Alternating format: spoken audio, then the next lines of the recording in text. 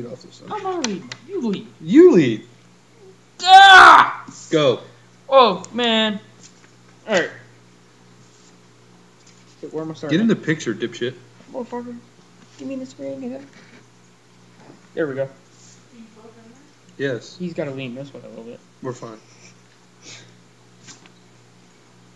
I don't even know where I'm starting. Wherever, just pick points and mark them off. That way I know what the hell I can talk about. We are really unorganized people. Yeah, so give us a minute. We actually scripted it this time, so we know what we're doing. Sort of. Sort of. We're sort of scripted, sort of winging. It's his fault. It's his fault. He took 20 minutes on the computer looking at this shit up. I want to have the right information for you. Okay, last week's game. The D didn't allow any touchdowns the entire game until the fourth quarter. Like, it really helped the other team in the first place. There was less than 2 minutes on the board when they finally did score. And they had to bring their second-string quarterback in to do that. Yeah. We don't want another, like, what happened with Tennessee the other week. Yeah, we don't want to kill Freeman. Yeah. Young, sure. Okay. Freeman, nah. Batch had 3 touchdowns. His first win and start since 07. Downside, they picked him off twice. So, I think he needs to learn how to throw a little bit better. But overall, good game for his first start in like 3 seasons, considering he spent the last 2 seasons on injured reserve. Yeah. Or didn't play at all. Okay. Mendenhall, good old Mendenhall, ran for over 140 yards last week. It's pretty good for him. That's usually about average half the time. When he gets some good yards. Whenever he gets decent blocks and can get downfield. All right, the Steelers D, man, the defense for them, they're awesome. They've held Tampa Bay to less than 50 yards, like, combined. For the 2 running backs that they used, they had 50 yards, or less than 50 yards between the 2 of them. All right. So our D is back to its old ways again. Yes, and if you don't agree with that one, don't do that yet. Yeah, I'm not. I'm going to jump in over that one right here.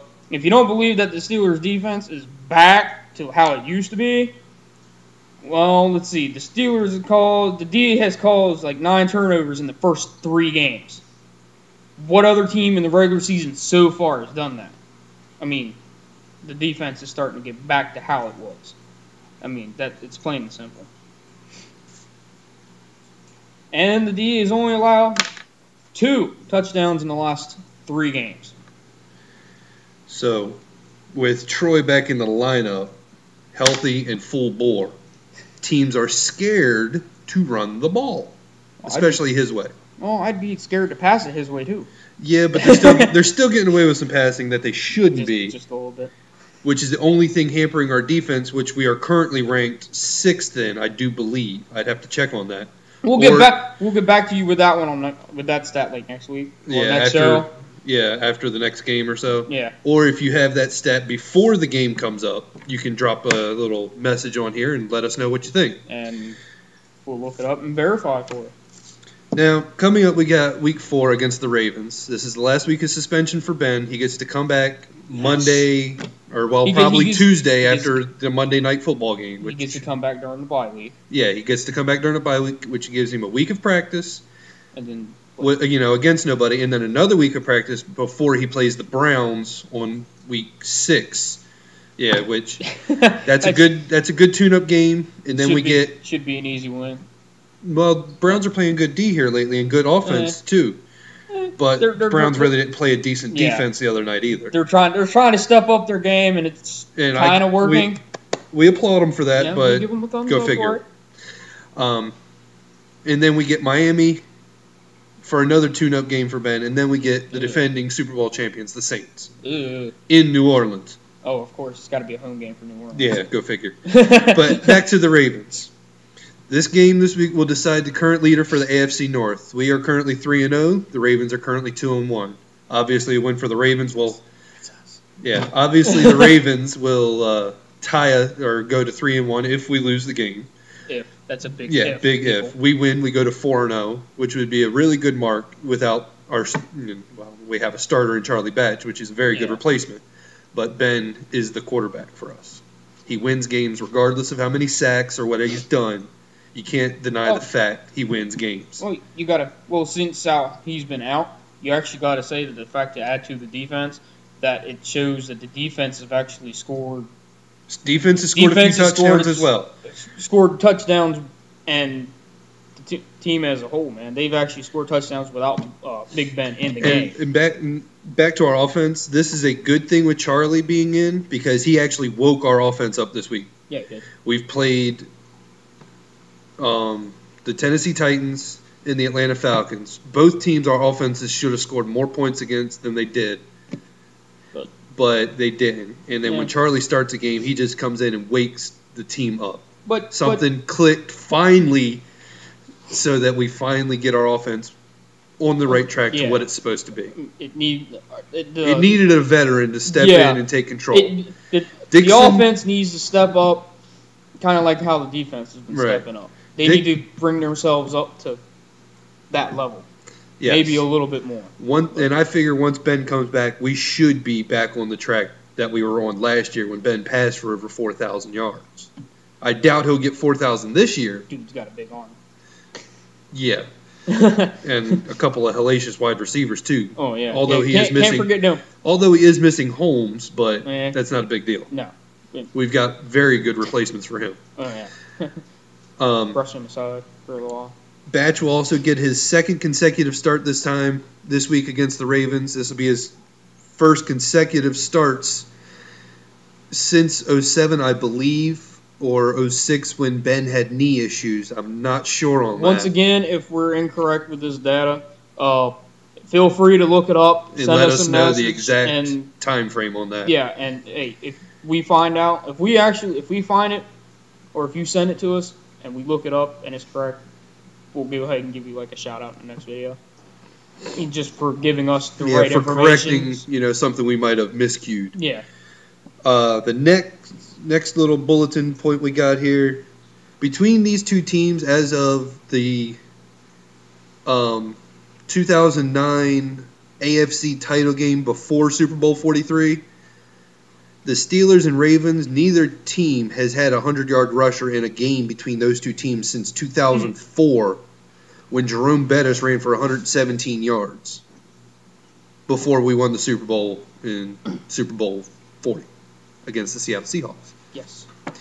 So, as of 2009, when we faced Baltimore in the AFC title game, as I said, there has not been a 100-yard rusher between either team in a game since the 2004 game when Bettis did it for 117. And he has one more little line to do. All right, from what we've seen this is going to this week's game with the Ravens and the Steelers. What we've seen so far is that the Ravens' offense has really been extremely inconsistent. Have no rhythm whatsoever. Yeah. Flacco's not had very good games. His offensive line breaks down around him. He can't stay in the pocket. He can't really scramble a lot with Right, and Ray Rice hasn't been the player so far this year that he was last year. Yeah. He was a very good runner last year. And it's really all working against the Ravens. Now, the Steelers' defense, the Steelers' defense is awesome sauce wrapped in epicness. If you watch the game this coming week against the Ravens, and you will see it, see how quickly they break down that offensive line and they smother Flacco. They'll hurry him and cause him to do bad throws or just straight out take him down. And if you will remember, bad throws are not a good thing to have with a certain long-haired player we have on the team. Yeah, because didn't he pick one off in the end zone the other week? Yes, he did. He picked off Vince Young in the end zone. Yes, he did. But also, Phillip Rivers remembers this one very well in an 11-10 victory we had a few years ago, where Troy Polamalu scooped his hand between the ball and the ground with about a half an inch of air between the two of them to pick him off. Now, which the 11-10 victory just happens to be the only one in NFL history, by the way. That's what you call pick, and that's how you do it, boys. And we're going to start this kind of stuff. I mean, this is a new one. There are 3 questions we have of the day. Oh, it's pretty we're much searching for the answers, but if Yeah. you find them and they confer what we have found, or you find something and then we look it up and make sure it's right, we'll tell you, like before, if you find something that we've misconstrued or something, and you correct us, yeah. we'll give you, such and such, found this, and we want to just say, we'll give you proper props on finding yeah. this stat for us or for the Steeler community. Yes. First question of the day or week, whatever you want to call it. Yeah. When was the last 100-yard rusher allowed by our Steelers defense? When? We need a date.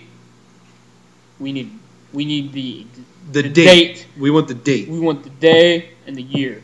The month, the day, and the year for this. And then the next question is how many games since the last 100-yard rusher? And then the obvious last question is who was the last 100-yard rusher to rush for more than 100 yards against us? And now all these questions have to deal with regular season only. It's none of the playoffs or Super Bowl or anything like that. We're looking for regular season. Now, what we're also looking for is we're not looking for, team 100-yard rushers. Just one. Individual person. Not, Fred Jackson and Ray Rice running for 100 yards combined. We're looking for, like, Ray Rice, 100 yards rushing against Steelers defense. And for the person who requested the war paint. The war paint, get your game. Pretty much it's the get your game face on. We'll get to it eventually. We just haven't had time lately. Yeah. We've been a little preoccupied with some stuff going on around here. Yeah. Our next scheduled broadcasting, so to speak, should be Monday. Don't hold us to it. Yeah, don't hold us to it. Should be Monday at the latest Wednesday, because those are my 2 days off. So that we can get some stuff gathered and whatnot like that, and get some paint schemes worked out for you. We'll get it. Yes, we also this Sunday will have next broadcasting we will have wrestling updates for anybody who watches WWE wrestling. Yeah. From the pay-per-view Hell in a Cell. Yeah. So which should be very interesting if you're into that kind of stuff. So, as we mentioned before in the first video, if you want to talk about that, that's fine too. We can do little blurbs on that too if you want. We'll do a little bit of everything, but basically, that's all we have. You get what you get. That's all we have for today. See you folks later. Later.